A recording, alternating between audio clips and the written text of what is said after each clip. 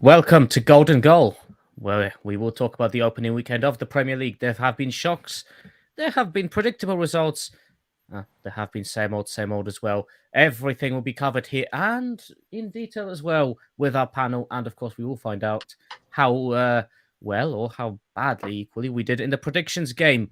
Here we go. Let's start the show. Fitting way to do so.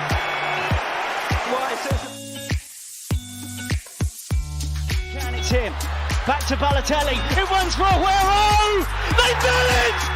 Hazard still on the ground as Charlie Adam goes for goal here. Oh, and he scored!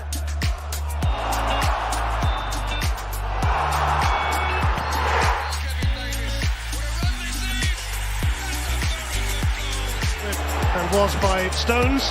Andrew Townsend! A field of minutes. And Aaron Ramsey starts and ends. An immaculate. Trying to find a way through.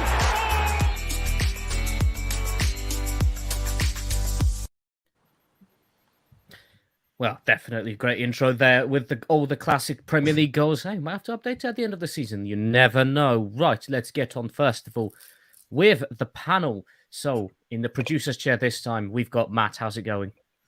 I'm good, thank you. How are you?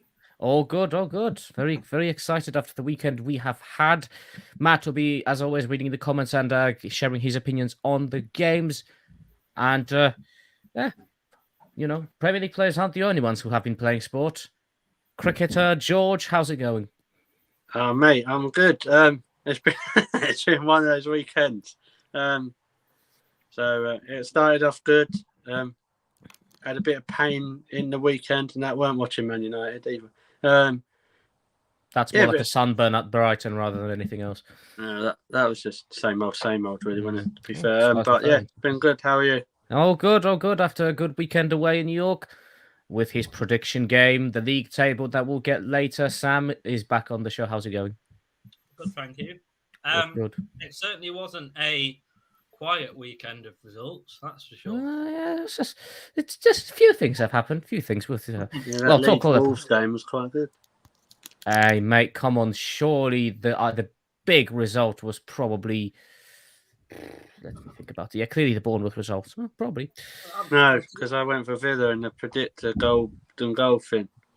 Yeah, we all went. A lot of us went for Villa and Liverpool. Oh yes, and United. What happened there? We'll find out later. Right, let's kick off though. First of all, with the opening game of the Premier League season, and well, one point I've got for you, George, to start with is Arsenal's very own Virgil van Dijk and Willie Saliba. What do you think, mate? He makes Virgil van Dijk look like Harry Maguire. To be fair, no. Honestly, it's no. Like I thought, Saliba was immense. To be fair, especially like on his debut, dealt with everything that was thrown his way. I thought he was brilliant. I was quite surprised, to be fair. Like I wasn't surprised with the lineup. I thought seeing Saliba basically had how he had most of Palace's attack-minded players in his pocket. Really, it's hard to have Zaha in your pocket when he's always on the floor. But yeah, Saliba done quite well for me, and a fully deserved man of the match. Hopefully we can get him to sign a new deal.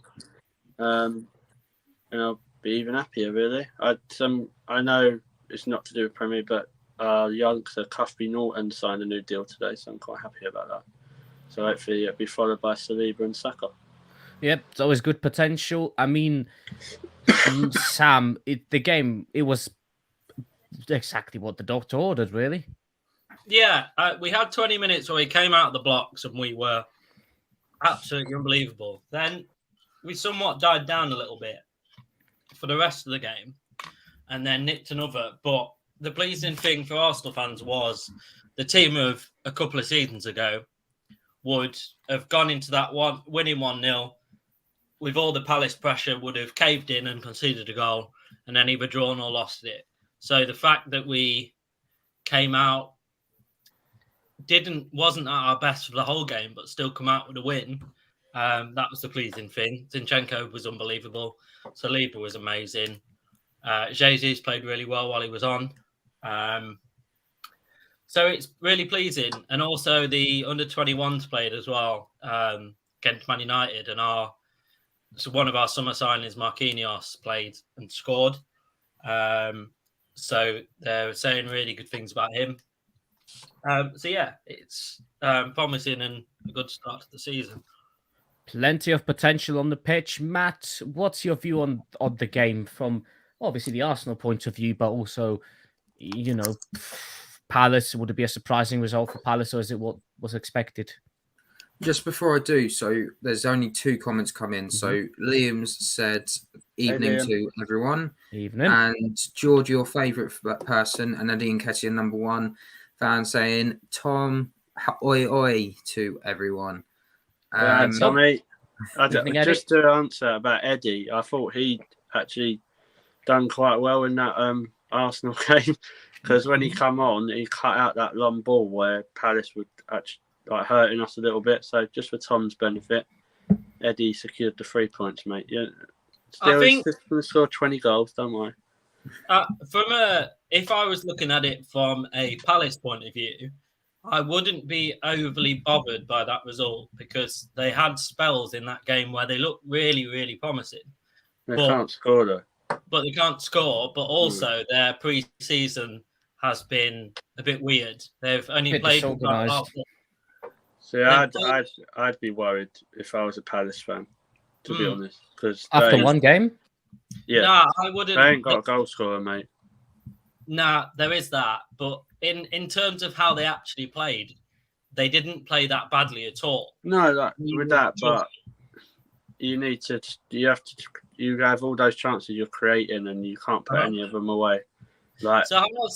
See, the thing is, for me, I don't know what Zaha is a good player, but he's not quite a player that is fit to kind of carry the team on its own. Whereas you've got your De Bruyne's at Man City that can kind of run the whole idea of play on the pitch and kind of beat teams on their own. But Zaha doesn't have that. He's never kind of gone past that kind of mediocre level of player, really. No, and when he went to a team that had that with United, he bottled it. So for me, I think maybe Palace is his level. And what I mean with chances like that, I'm not going to disrespect Palace. They had chances like Eze, he should have scored. But that's the difference. Arsenal took their chances when we dominated, whereas Palace didn't. And I'm not saying they're going to struggle, go relegation, nothing like that, but I'm saying they need someone. They need a playmaker, and they need someone who can score. But they need someone who's clinical. They haven't got that. This is one of the things when it comes to Premier League games. When it's the first game of the season, you don't know what you're coming up against. So you're going up against an Arsenal team that will look good in pre-season. And follows over, doesn't it?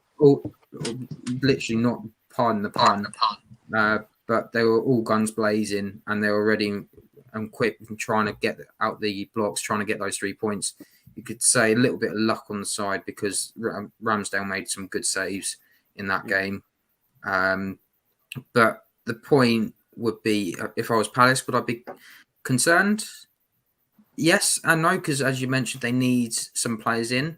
But there are, I'll probably say, 3 other teams that are in serious more trouble than them. What my thing would be is Palace have got Liverpool next.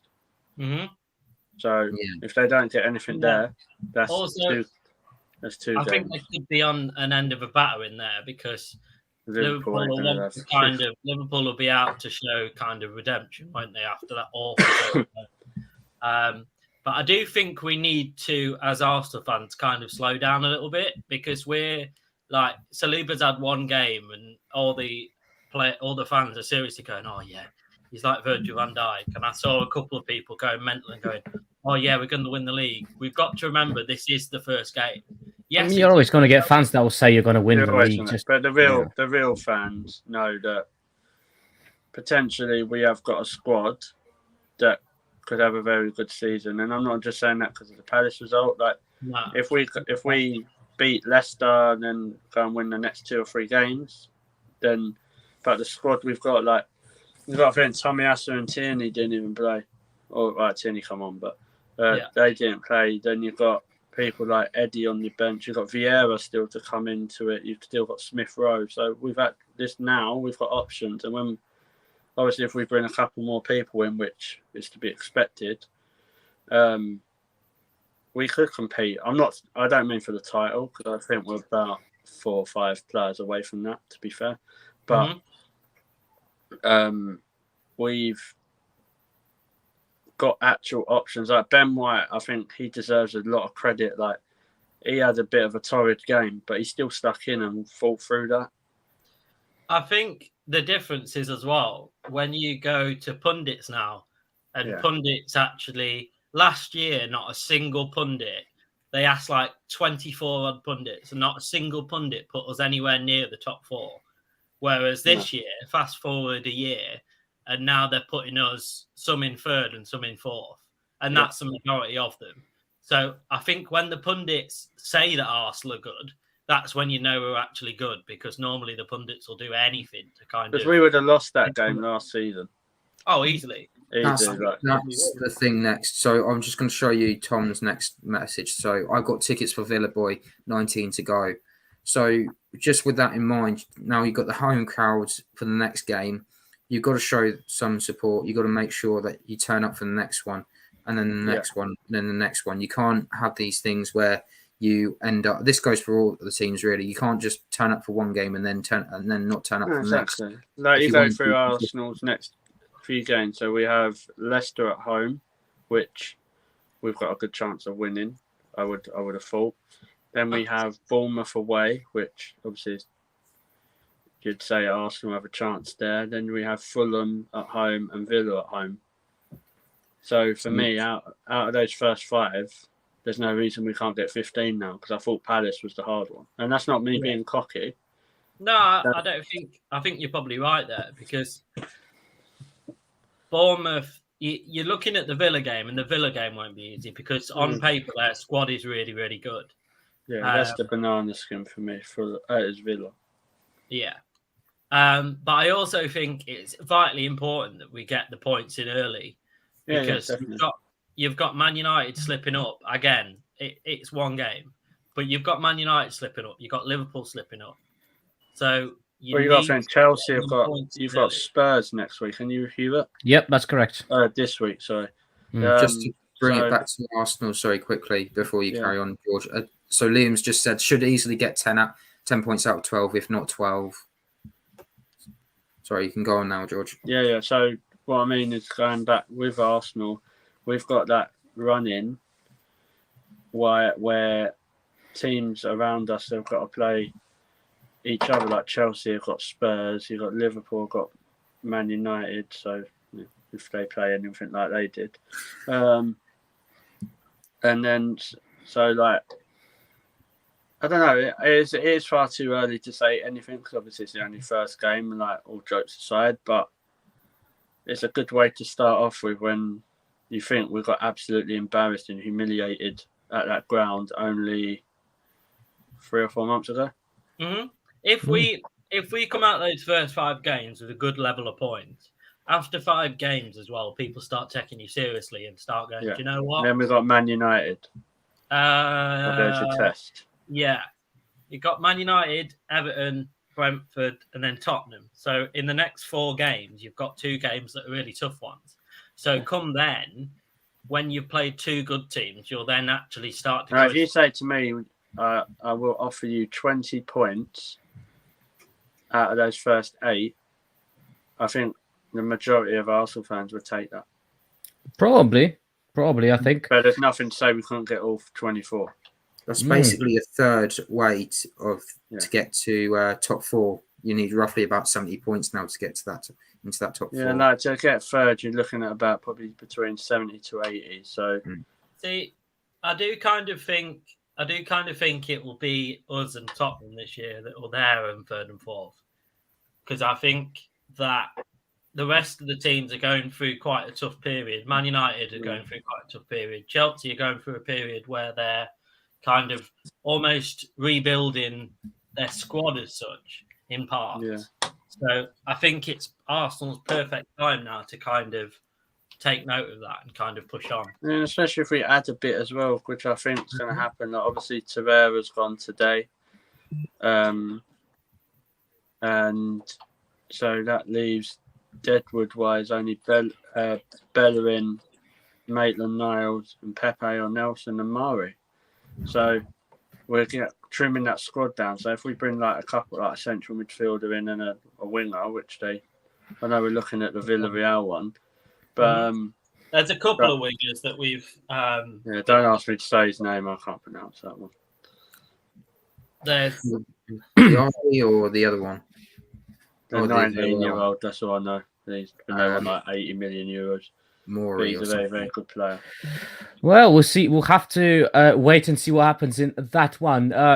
So we'll move on to the next game, shall we? And so let's just do a quick round table here. Did anyone expect Fulham to win? No, I said. Did anyone expect basically what happened, where Fulham actually shocked everyone by not only scoring 2 goals by Mitrovic, who rarely scores in the Premier League when he gets promoted, but they've actually, they've actually drew Liverpool, the second team in the Premier League last season. Yeah, I made a joke, didn't I, that they were going to win 1-0, but that was basically a joke. I didn't actually genuinely think it was going to. But you weren't thinking that when they went 1-0 up. It wasn't by fluke either. They very much deserved it, from what I heard. I didn't watch the game myself, but I heard they very much deserved the kind of, because they dominated the first half apparently, and yeah, they very much deserved it as well, which is the more shocking thing. Normally when things like that happen, it's kind of by like taking your chances or a bit of pot luck, but it wasn't. It was won and won well, which kind of, I think that's probably surprised a lot of people and actually gone, do you know what? Fulham could be okay. It's the first game again, but you come to one of the toughest tests in the league and you go, actually, have they got the minerals to kind of stay in? I mean, looking at Liverpool, George, I mean, it's one game, you can't take much from that, but what do you think Liverpool did wrong in that game? It was a bit windy, wasn't it? Pitch was dry, apparently. Yeah. Yeah. So, no, honestly, it's not. I think they went into it a bit confident, like Underestimated Fulham. Yeah, like bottom 3 club. Let's be real, everyone did. Like we all thought, honestly, it's not. We thought he was going to get those gets battered and smashed. So yeah. So I think the biggest shock of the weekend is that Mitrovic knew had to score twice in the Premier League. That's what done me more. But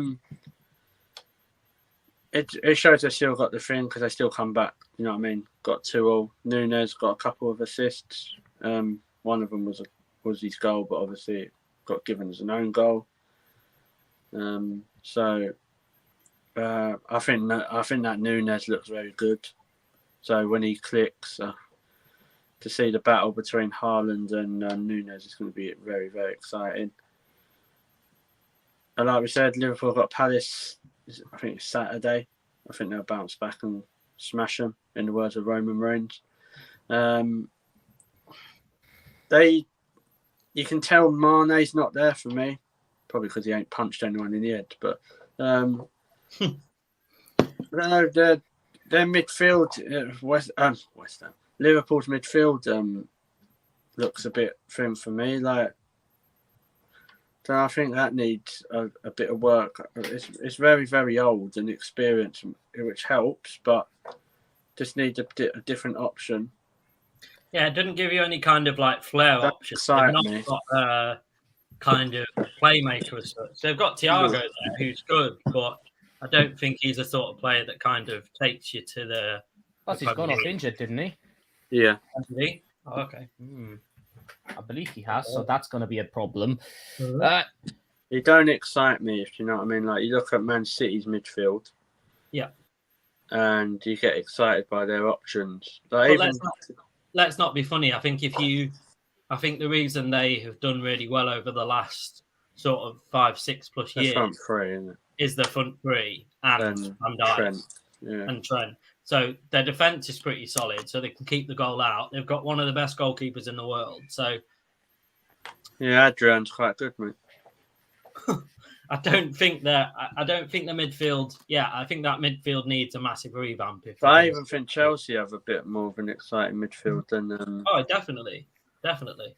I honestly do that than Liverpool. Like there's a good 2 or 3 midfielders from Chelsea that are getting that Liverpool team. Oh, easily. Yeah.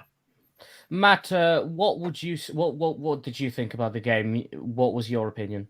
Okay, so just before I do, Liam's put in first game back in the Premier League for them. That'll be Fulham, and they wanted to give their fans something. And I totally agree with Liam.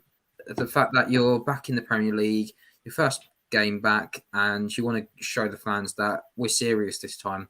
We don't want to be a yo-yo club. We want to show some tough resolve. And as the other guys have said and mentioned, that Liverpool midfield, it might be quite old now. Your mate Henderson. Oh God, trying to hit the barn door every 5 minutes with the backwards and sideward passing. It's not going to, sooner or later, they're not going to get you to win the league, or it'll keep you consistently where you are, but you need to keep on improving them. And that's what's the difference between City and Liverpool are. City have won the last 2 Premier League titles because they've gone, right, how can we improve?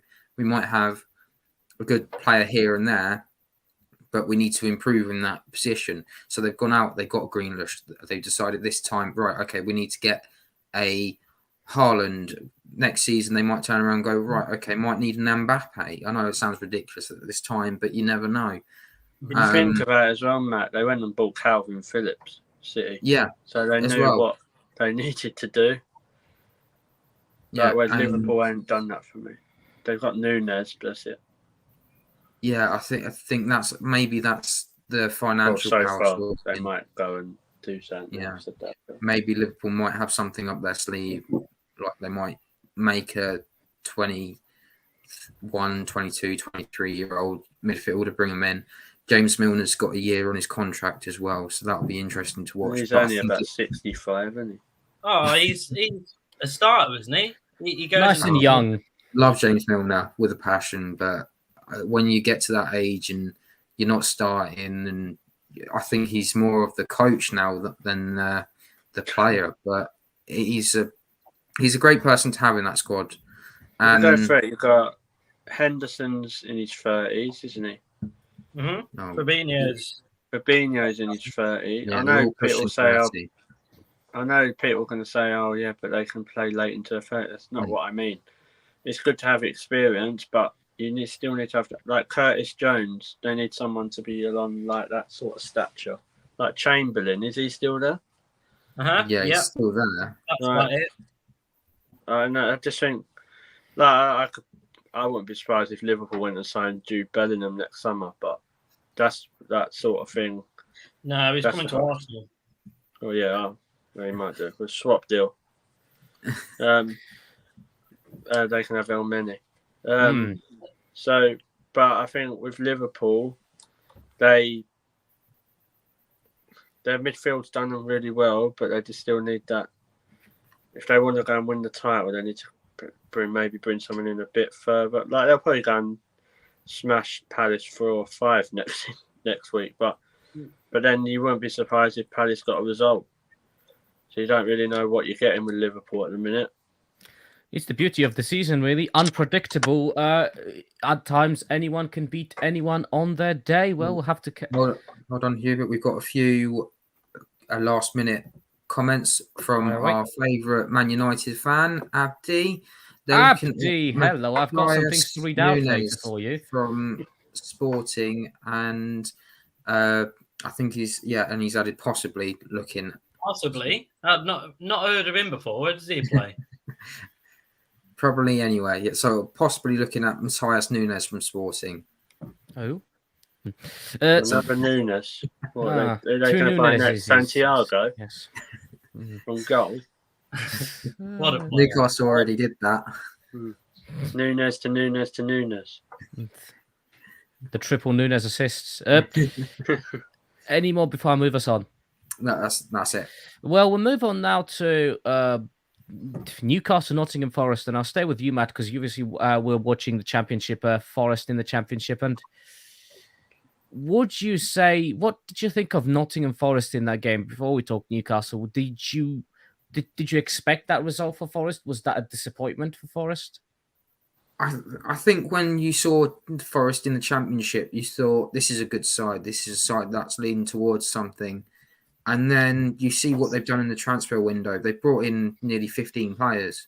I know we've talked separately about this, but it's happened before where you brought in players and players and players, and then it takes a long time for these players to gel and get to know each other.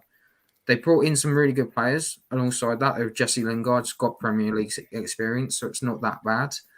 But some of these players don't know each other, and it doesn't help when you've got a fan favourite like Joe Lolly, who's been there through thick and thin for Forest, and now he's playing with the under-23s. So you're looking at that squad and thinking, you're in real trouble now. You're trying to bring in more players already to try and fix a situation that you're digging your hole in. And Newcastle, I think when they saw what they were doing, they were almost licking their lips. They couldn't believe their luck, how badly Forest have messed up already. The only thing I can say in response to that is that Forest have time on their side. They now know that they've got a home game this week to fix it and make sure that they've got everyone inside, make sure the team gels a little bit more. I'm hoping that they stay up because it'll be good for them. It'll be good for a few people to see them more in the Premier League. I'm hoping that they're going to stay there this season. But by the way they played against Newcastle, they were just torn apart, and it doesn't help when you break up a winning side like they have. Whereas in the past, you've seen other playoff teams going, okay, they might sell a couple, but then they'll bring in a few more. Blackpool had Charlie Adam in that team. Derby pretty much were almost unchanged, and then they went straight back down with like 14 points. So, and then you've got QPR who did exactly as Forest are doing, and they only got like 12 points at the end of it. 15, sorry. So it is a worry, and you've got to learn from these mistakes. It's just at the moment, I'm hoping Forest can get some sort of track record going. I think they'll feel more safe at home at the moment. I'll have to see what happens. George, will come to you. What do you think of the game? I mean, Newcastle, very good win for them. Sending a message maybe, but is it, Forest struggle? It's going to be a long season for them, or, is that just one game? What do you think? For me, it's just one game at the minute. I'm not really scared of the Newcastle message if that's what they're sending at the moment. Don't really think you can make much of it. With Forest, I agree with Matt. It's like what Arsene Wenger used to say, like you bring in all these players and it takes extra longer for them to gel. So he always used to only really like to bring in 4 or 5. And I think that's when it worked. Like you got to think that's a whole new squad, basically, what Forest have brought in. And when you got people like Joe Lolly playing for the under-23s who basically carried Nottingham Forest, you got to feel a bit. You got to feel a bit for him. For me, I think Nottingham Forest may be okay. Obviously, it's still a bit early to say, but on some of the performances I've watched this week, there's a few worse teams than them. Just to iterate that, Liam's saying the same thing. Lesser teams than them, so I think there are a few in that relegation spot. That's for sure. That you could say. I think for me, from what I've watched, and I'll reserve my judgment a bit, but there's at least 4 or 5 that I'd be battling for that bottom 3 for me. Man United's one of them, right? Well, they've got Steve McLaren, relegation specialist, to help them, so it's crucial. Mind his brolly. That's why he's not doing it. He's not got his brolly out, is he? Wally with a brolly, yeah. On a hosepipe ban and don't have no rain, so don't need it. Right, but good win for Newcastle, I suppose. They look defensively okay as well, like a bit more solid, like with Pope and that in goal. Trippier got me clean sheet points. I'll take that. Sam, what's your thoughts? First of all, I want to point out that goal that was scored by Cher. Goal of the weekend, unbelievable. Like it was the fact that he was at the edge of the box and he was towards the edge of the box. So from that angle, it was quite hard to get it up and round and to beat the goalkeeper because he had to hit it at near post. And he hit it at near post, and it was that much towards the post / upper end of the goal that it even sailed past the goalkeeper. And the goalkeeper shared it about that, couldn't he? It was one of those that yellow card. It's just perfect. And I do kind of wonder, though. I was just thinking this when Matt was speaking, and I do kind of wonder because whether that I'm not doubting that manager did an unbelievable job, but what I might doubt is that did that all come too fast, and did they go from a team that was really struggling to a team that just flew through the league? Mind you, the Roy Keane scenario, didn't it a bit? No, when he was at Sunderland, when they were bottom of the league, he brought them up and then he struggled. And I also think like's been said before, you can't bring in a completely new side and just expect them to kind of together. I get because it must be a really tough place to be when you've come up from the Championship into the Premier League, because you think, right, there's a massive gulf now between us and the rest of the Premier League in terms of the money we've got to spend for one, but then there's also a massive gulf in the quality of our starting 11. So you feel like you have to do, I think you feel that you have to do more transfers than you actually need. When you break down some of those transfers that Forest did, you think, well, was that needed, or was that more of a, right, let's get another over the line to get our fans excited and to give us. So, yeah, you break it down and you think, yeah, I think like the others have said, though, I really do hope they stay up because it's a team we don't see very often. And it's quite nice to see different teams to come up from the Championship than just the same teams that come up every year. So when they do, you want them to kind of stay up, if that makes sense. It's nice to see that, I think, personally, when it comes. But it's first game of the season, we'll have to wait and see. Who they got this weekend? They are at home to... I think it's a fairly tough game, I want to say. Yeah, they've got West Ham. West Ham, yeah. So that's a banana skin for West Ham, you know. You never know with Nottingham Forest. You've only seen one game, so it's tricky to tell what's going to happen. But hey, I'm sure Jesse Lingard derby. Just to add on Sam's point, and as well, is that some of those transfers have been forced, like Chris Samba, the goalkeeper, who basically helped them get to the playoff final. He forced their hand to move, and then they've had to bring in Dean Henderson on loan. Which I think is a good move. I think that is a good move. Yeah, it's a good move. Can't lie.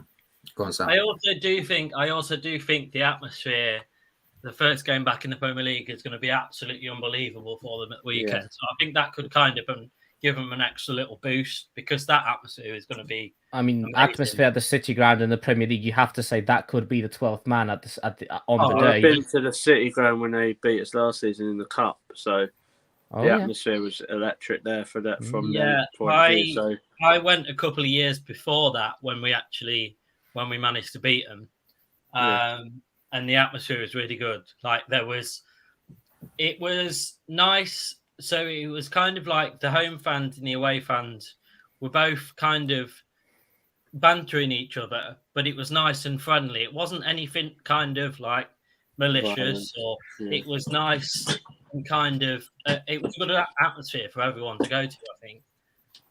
Yeah. Moving on to the next game, and I'm sure, George, you will praise them very much for their excellent performance against Southampton. I mean, come on. Weren't Spurs brilliant against Southampton, George? I tell you, that James Ward-Prowse's free kick was brilliant. I didn't really watch it any of the rest of the game. Well, what happened? It wasn't Spurs a free beat kick, it was a volley. I saw the Southampton goal. That was very good. But apart from that, I couldn't care less. No, they won. Yeah. There wasn't a massive amount of noise around the You kind of surprised? win either. Which is probably a surprising result, is it? No, that's what I was going to say.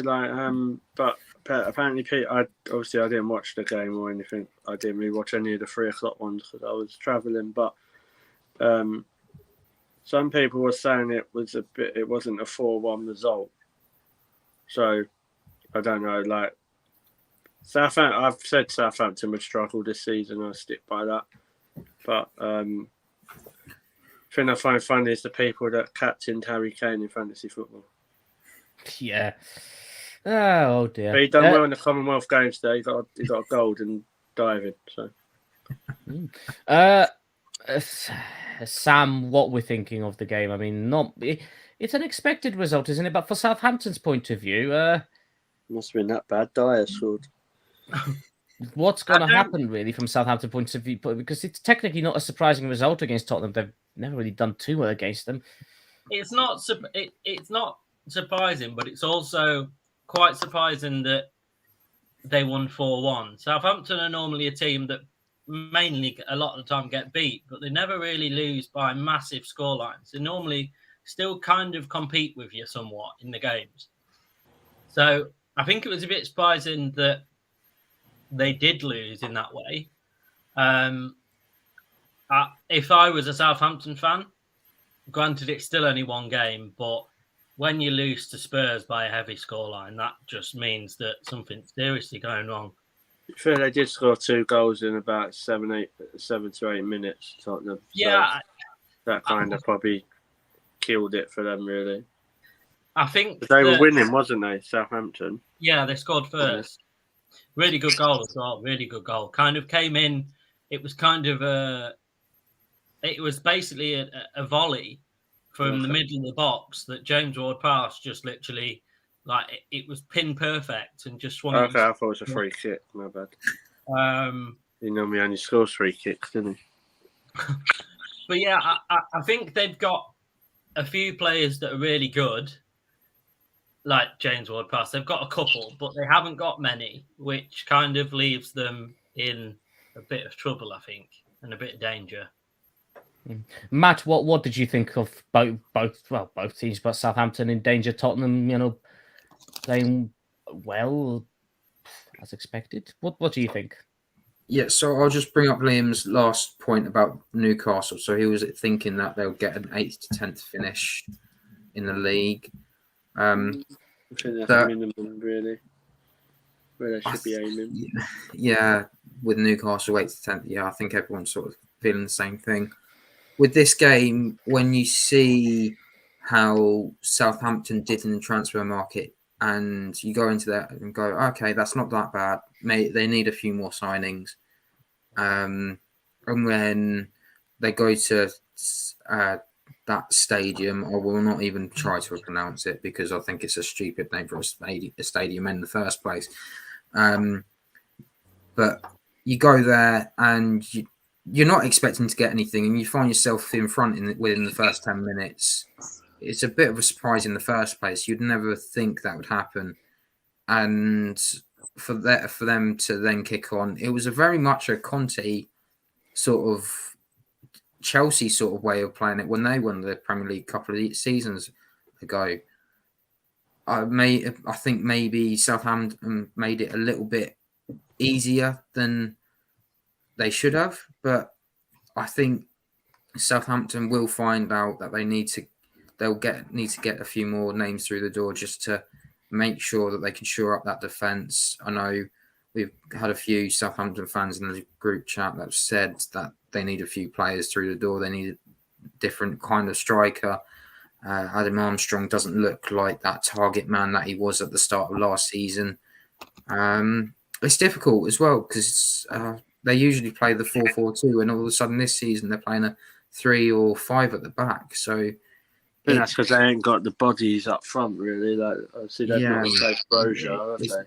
It does take a while. If he's decided instead of going for the 4-4-2 to go, right, we're going to play 5 or 3 at the back at times, it does take a while for the players to adapt again. So it's almost like the Forest situation where instead of the players coming in and knowing what they're doing, the players have to get used to a new And you formation. still need to bring some experience in the Premier League, and like the players they brought in. Like, you've got the goalkeeper from City, and a couple of the players that, yeah.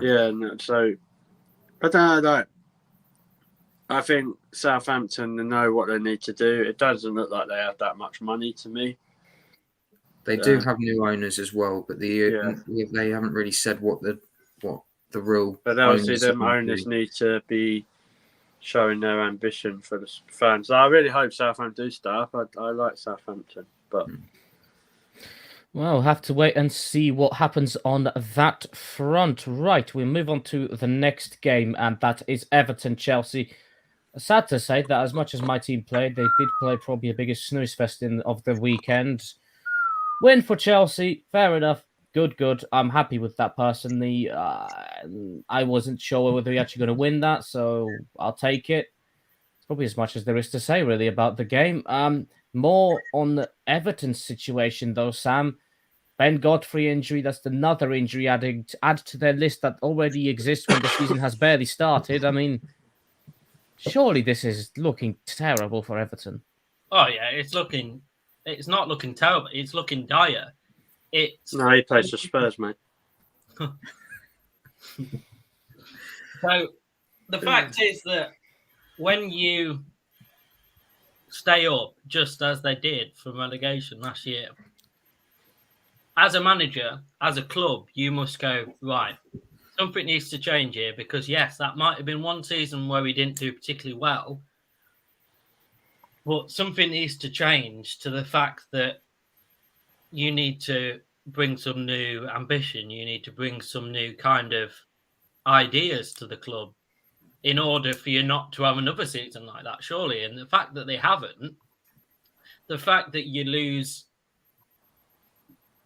arguably their most dangerous player to Tottenham and they don't do anything to replace him, you look at it and you go... Rondon, mate. You've got Rondon, Iwobi. I don't think you need to say any more than that, really. Well, I mean... To be fair, they have bought Connor Cody today. Oh, they have? Yeah, he's having a medical and all that, so as a replacement for Ben Godfrey, I think that's probably a decent signing. Mm-hmm. So that's not going to be too bad. I know that's not attacking, but they're looking at the right areas, and they've been linked with Conor Gallagher as well, and so I think they're trying to look in the right position. But Everton's not an appealing place, is it? Like not the actual area. Not with the job they've got on their hands.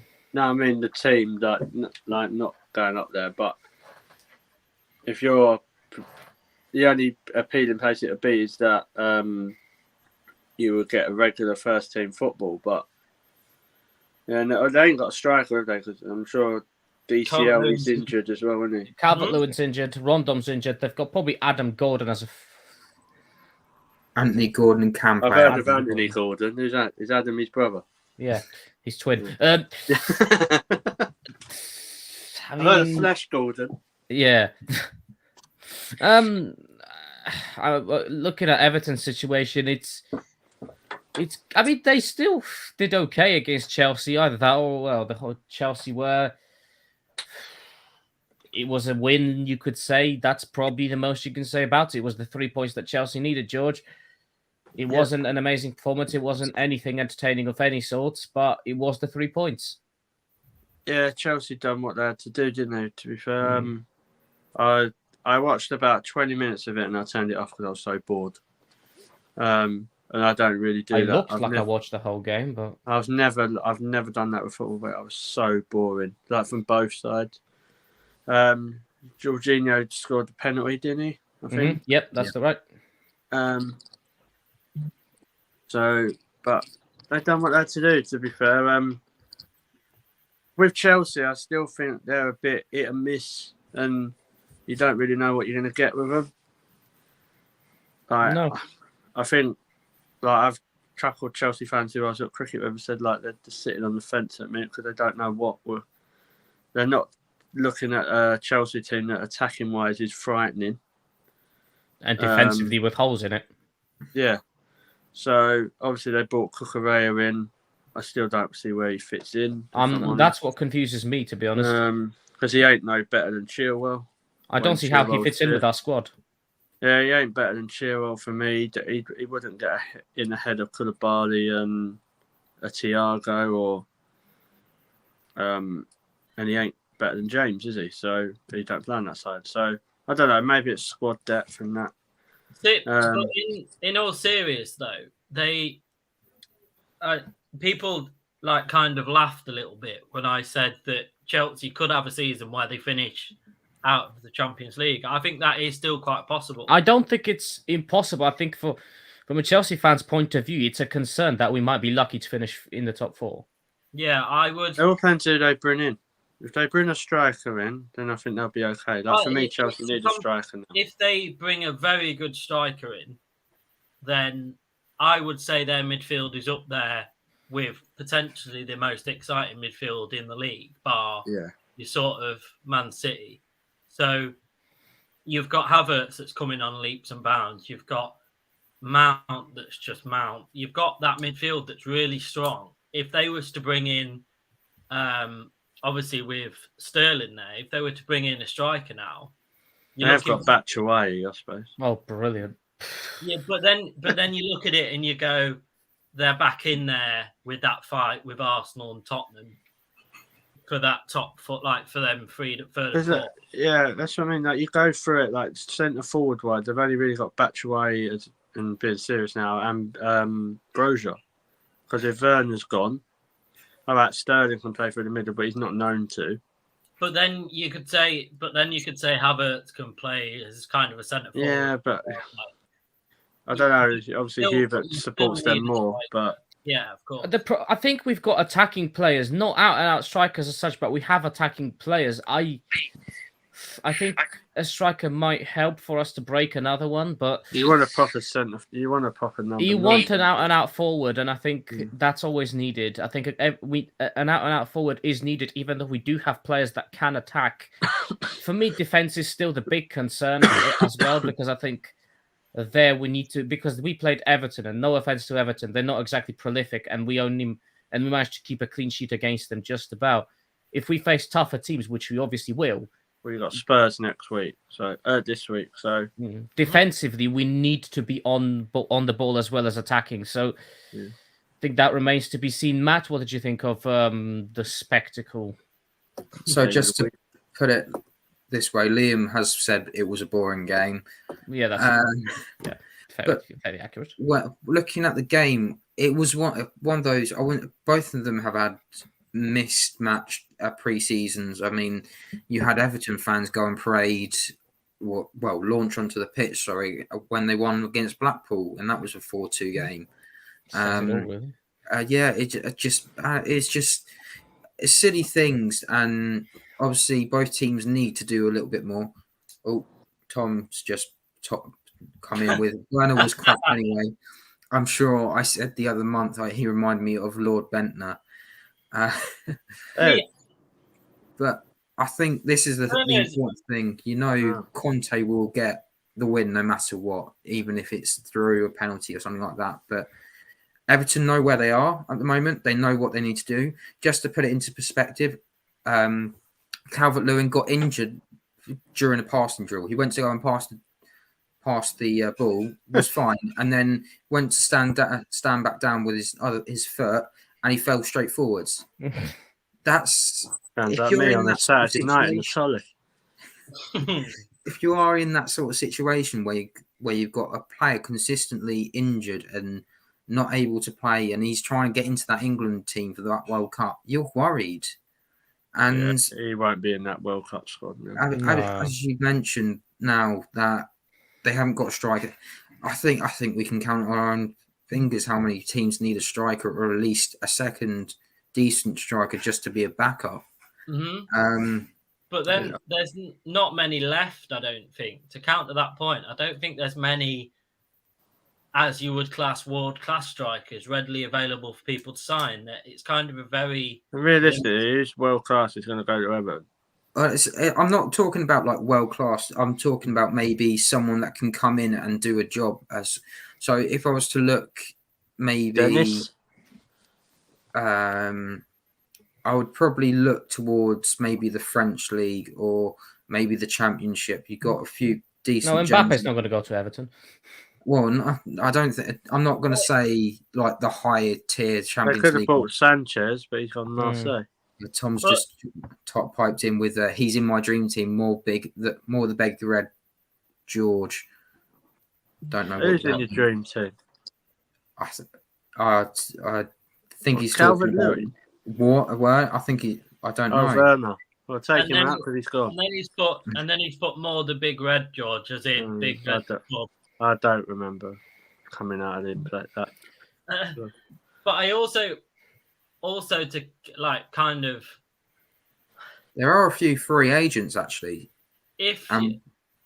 but you only have to look at like the golfing league. So Werner was a very, very, very established player in Germany. You only have to look at how much he came to the Premier League and looked a shadow of that. So you always run that risk with strikers for a board. Andre Bellotti would be. I think he's on a free. So if ever, Sorry, he'd Tom do a just job. made a great comment. Beth Mead would light up Everton. To be So, fair, so- on Nikita Paris would probably light up Everton. she on last she loves season's, to go in back to last Everton. season's Everton form, I think George could light up Everton, if I'm honest. Oh, there you go, George. Go on, go off to But Everton. if they give me accommodation near the 24/7 McDonald's, I'll think about it. But that's my. There you go, Everton. I'm That's gonna his leave the Apples demand. to do that for you. Well, talking about lighting / brightening things up, let's move on to the next game of the season. And before we go to the panel, young Abdullahi, he has sent me some points here to read out on behalf of a Manchester United fan who's seen the game. So I'll let you guys respond to the points that we've got we'll mention here. Can I just briefly, before you say this, can I just mention something briefly about a tweet I read earlier? Right, go on. So I always get his name wrong. That Mark, you know, the one who does United Stand? Goldbridge. Yeah, Mark Goldbridge put up a tweet. It said, "Oh, thanks, Brighton selling Cucurella made our job a lot easier on Sunday." Yeah, we'll roll into that. Go on, overdrive this. Oh dear. Yes, So here we correct. go. So Abdi's points include here. So the new season, same old United, fairly accurate. Let's be Can't honest. be many points because they didn't get none this week. Rabiot and Arnautovic leaks, embarrassing and shambolic. But there's positivity from young Abdi. There's positivity here. Gosh, really?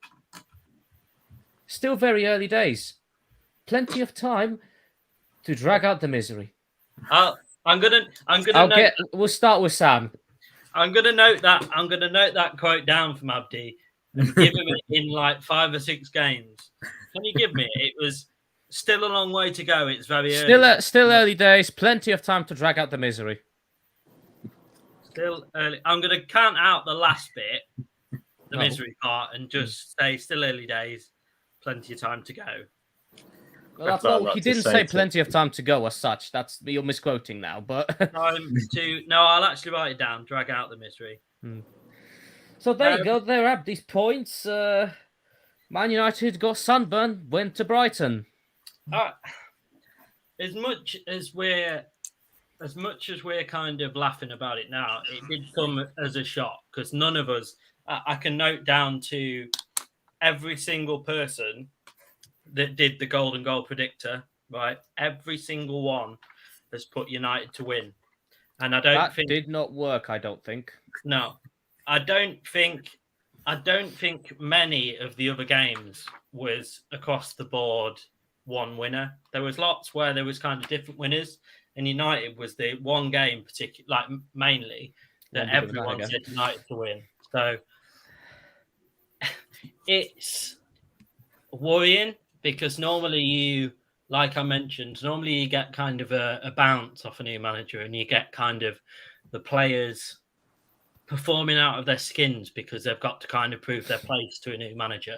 But by the looks of it and what I saw, there wasn't even that. It was kind of very just mediocre and flat. They were kind of bringing it up the pitch and thinking, right, this is going to be the attack we come off. And then it was kind of a flat ending. So I would be worried, even with Ronaldo causing as much trouble there as he is at the minute. I still don't know how he doesn't get into your starting lineup every single day. The fact that they brought him on after like 70, 80 minutes when you're 2-0 down to Brighton, it just doesn't make any sense to me at all. Matt, when you're looking at Brighton and Graham Potter, I mean, he's a great manager. And what he's doing with Brighton is pretty good considering they don't have much money. I mean, one question I do have about Graham Potter in general as a manager, could he manage a top 6 club? I think he could, but I'm just going to bring up these comments now. So Tommy said, it's a different league, Sam. I'm a Premier in. Liam has said, Seagulls. Tom has asked, where is Abdi? Abdi is not with us at the moment, but he was hoping to be with us. He's still crying over. He's left us some quotes which I've read out, so he's been he's been present on the show. Tom then goes and says, Misery is a Stephen King novel, and then he just misspelled novel, so he's just put that in the next comment. And then George had a power cut? I think George, you had a little bit of a notification issue, didn't you? And then, but you're back now. I'm back now. I won't missing this if you paid me. So, right, I think honestly, when you look at those fixtures, I don't think anyone would have doubted that United would have new manager. As Sam said, you've got the manager bounce, and you're expecting it to happen. Oh, pre-season, they went and beat Liverpool. Okay, yeah, brilliant. You've done it over your rivals, and yet they didn't carry it on. They kept on. I don't know if it's the players' fault or you're not getting the ideas that he's trying to do. He's a young coach. He's trying to push his way into it. You'd have thought that Donny Van de Beek would have tried to help him out a little bit, try to express what he's trying to do. He knows him quite well. Tom's just also put Sam, he doesn't want to play for them. That is kind of true about Ronaldo. He doesn't seem to be bothered. He doesn't seem to be interested. Yeah, I get that. But when you're winning 2-0 and you've got to play like that, sat on the bench, you kind of put all kind of whatever has happened aside and just saying, do you know what? Go on and do a job. Can we just say hats off to Danny Welbeck because he played a blinder of a game. I mean, he could have even got a penalty. I think it was. Should have got a penalty. Yeah, Lautaro Martinez basically shoved him to the floor. But it was a very strange game, and it's almost like I know a lot of the United fans that we have said it's the same old City that we've seen for a long time. But I think they're now sort of paying X, Y, Z for amount of players and not actually realizing, hold on, where's the philosophy? What is our brand of football anymore? It's because you've had the Mourinho and the Ole Gunnar Solskjaer, you've had bits and pieces from everyone else. So it's a bit, they've just got no real direction in them at the moment. And you would have thought, well, you've got the manager there. Tom's put, you've got pre-season is the equivalent of friendly as well. That is true.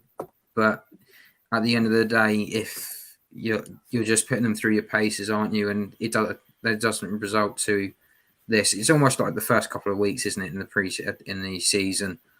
But yeah, I'm going to say Brighton did really well this game. And again, Danny Welbeck, he does love Old Trafford. It's definitely the referee howler of the week, that penalty. And VAR as well. Yeah, the VAR/referee howler of the week, because I don't think for a start, I don't think it should take VAR to have to give that as a penalty because it was completely stonewall. But the fact that they watched it back on VAR, which they obviously did, and still didn't see it as a penalty, is kind of somewhat comical because it was stonewall. My wonder is, are they setting the bar too high as to what they can reverse, if that makes sense? So are they saying, yeah, I just can't wrap my head around the fact that that's not a penalty. And also, I kind of think you can say with Man United, I've just bought up the next few games. They've got a run of 6 games that are quite tough. So they've got Brentford next, then they're playing Liverpool, then they've got Southampton, then they've got Leicester, then they've got Arsenal, and then they've got Palace. So I think if you get to the end of those 6 games and you're still somewhat form all over the place / poor, then as a United fan, you start to kind of think it's Just a worry. think, though, that Arsenal were in the bottom 3 within the first, 6 games, and we had City, Liverpool, Chelsea in that run. So it doesn't take a lot for it to turn on its head, but there is time, as Abdi said. It's just you've got to make sure that everyone's on the same side. I'm just going to read out Tom's last message to us was, love it, Matt, Super Danny Welbeck. Super Danny Welbeck indeed. Right, George, my friend. Last but definitely not least on this game, the floor's yours.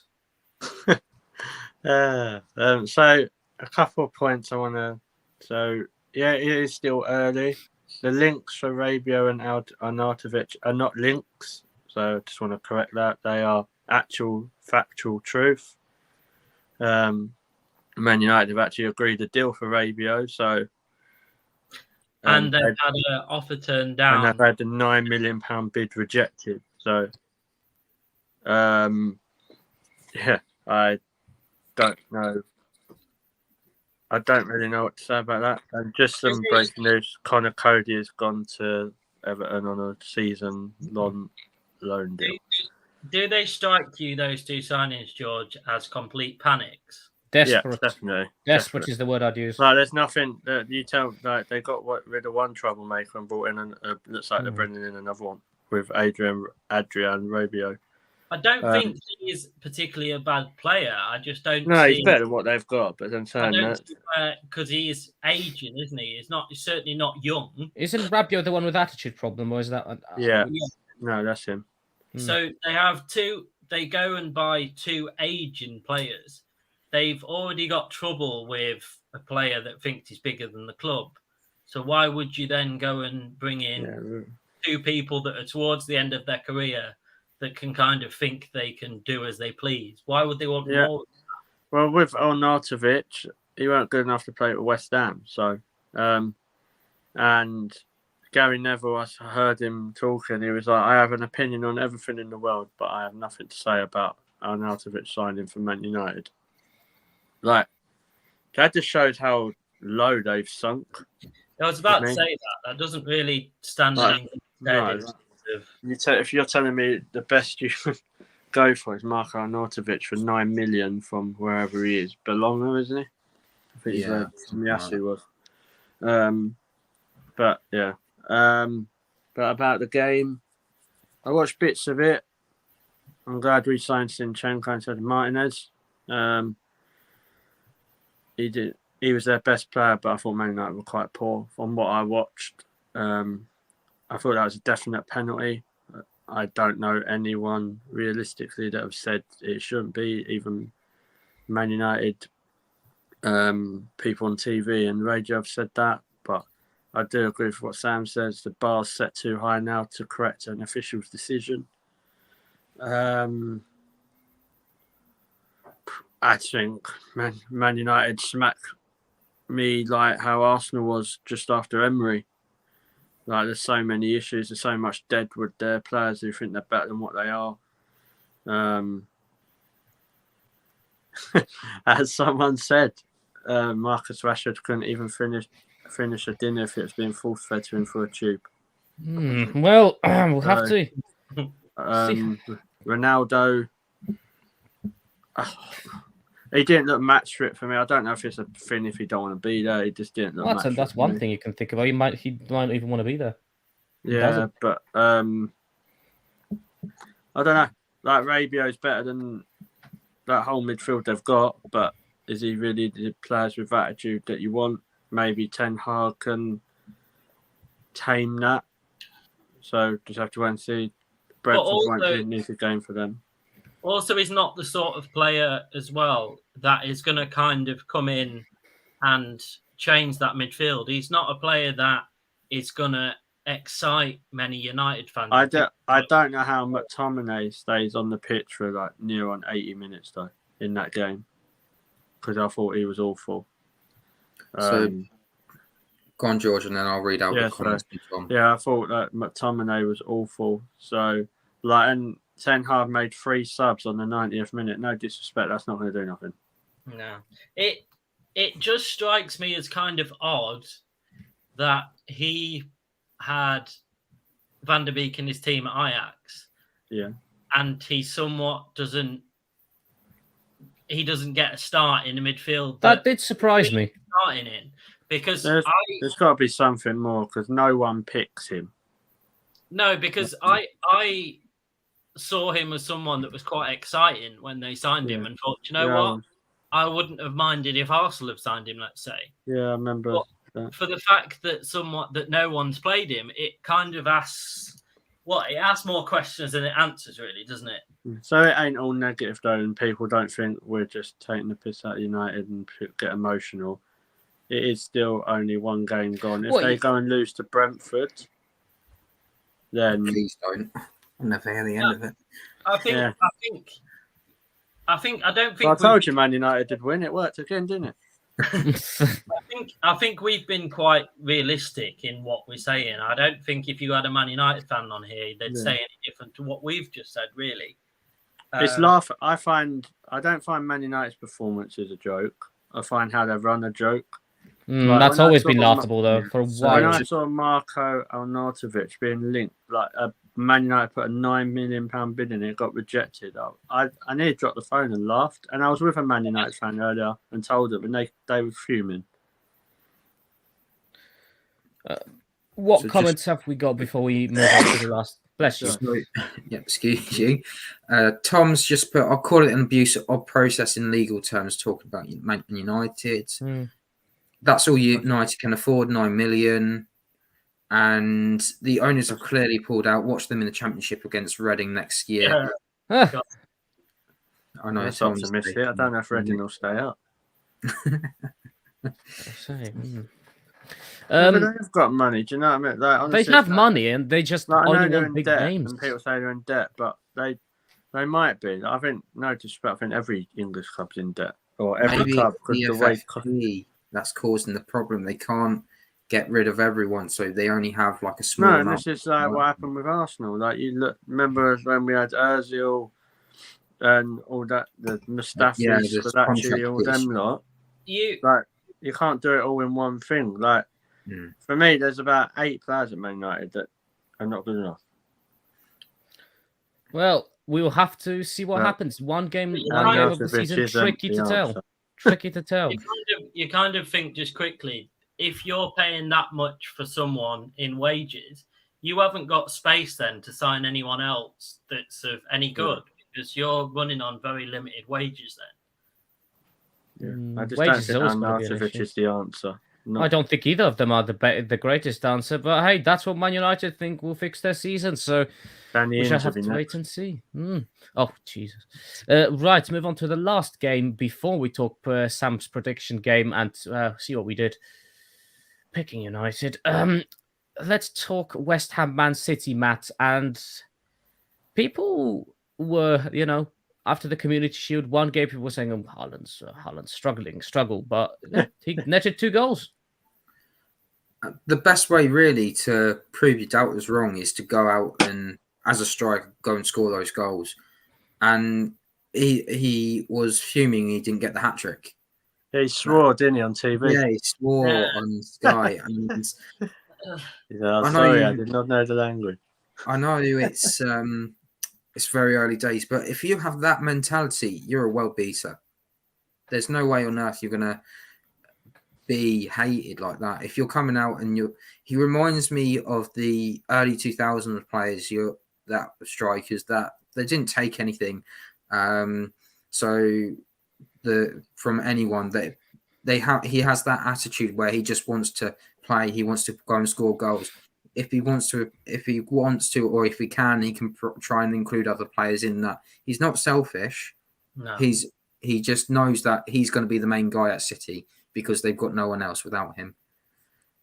Tom's just put in, we were never in debt with that one. I think that's meant to be we were in manageable debt, or we weren't in. I don't know. I can't even decipher that one, unfortunately. No, mate. If he means Arsenal, we was in debt. Yeah, he's talking about Arsenal. Like the Massively amount of debt we was in with the stadium. So, but anyway, moving on. Yes, carry on with this game. City. It was just not a very City performance, isn't it? You dominate for 90 minutes. You go and score your goals, and you go, that's the 3 points. Thank you very much. We're on the title challenge now. West Ham, they had their chances. Don't get me wrong. I think if I was a West Ham fan and you're coming away and someone turned around and say, right, you're going to play City on the first day of the season, you're only going to lose 2-0. I think you would have taken that. Yeah. And what was really weird was because I was only watching all the highlights back, was Declan Rice had the captain's armband and he's still got 41 on his shirt. And you realise, Mark Noble's not there anymore because he's retired. And it just seems so odd. Maybe that's what they're missing now is the Mark Noble in that dressing room to be able to sort West Ham out. And he's going to be a big miss. I think people...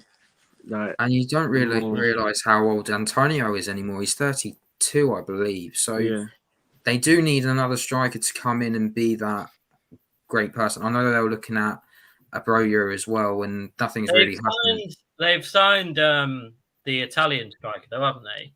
Yes, Scamacca. Yeah. But again, that's kind of a young prodigies type of signing. I think he's to replace Antonio, but like with what Matt's saying, they need...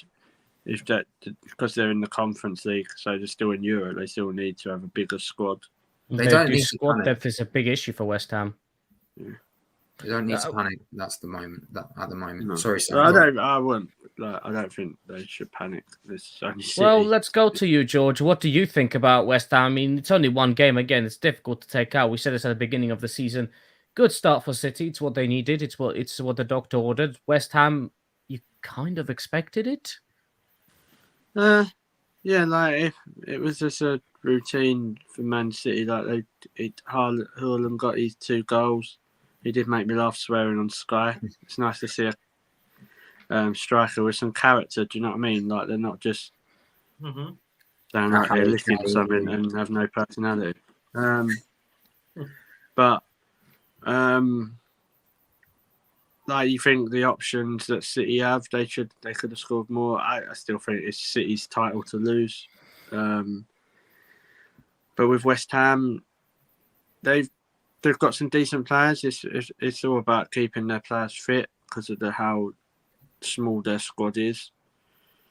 I think Scamacca is like a replacement really for Antonio as we're going on. But I think if West Ham can bring in another 2 or 3 players, I think they'll be happy. And I think their aim is to probably go as far as they can in cups, potentially try and win the Conference League and get as high up the table as they can. Problem people forget, West Ham don't have the money put into them like the other top 6 do. So and I include Arsenal and Spurs in that. Like we have a lot more money pumped into us than say West Ham would. Sullivan and Gold don't do that. Not that amount of money. They'll put like the odd 60, 70 million in, which is a lot. So for West Ham to be where they are, flirting with Champions League football and going into Europa League semi-finals, it's been a very successful run for West Ham under David Moyes again. So Credit I'd like to see them get as high as they can. Really, I Well, like it's fair. It would be good to see because they would have done it without having lots of money pumped into the club, like you say, which I think would be a good achievement. Sam, what did you They've think? had enough. Do you know what I mean? They've had I'm not saying enough, not, yeah, but they've not not as had much as other comparison clubs. to what everyone else has.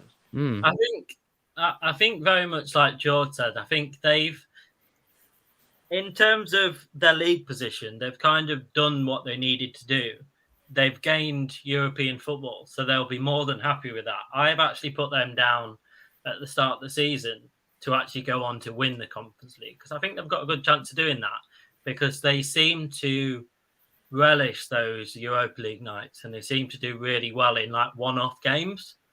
They seem to be that sort of team. So I wouldn't. You can't really. You look at that Man City team and you think that is unbelievable. You can't really take a loss against Man City. If anybody loses against Man City, they don't really panic because you've got beat by this team that's just player for player world class, isn't it? So I don't think you look into a Man City defeat really at all. Again, much like Man United, much like all these other teams, you come to 5 or 6 games down the line and then you can kind of properly go, look, this is what our ambition is for this season. I don't think you can take really much at all losing, especially not against Man City. We'll have to wait and see what happens. First games of the season, it's not always an indicator of what happens, but it could be. We'll have, I'm sure, different views when we come back. Right before we close out the show, Sam, give us an update on our first round of predictions and give us the rundown of the table after. It's quite interesting, actually. There wasn't many correct scores, if I'm honest. Dear. There was only one,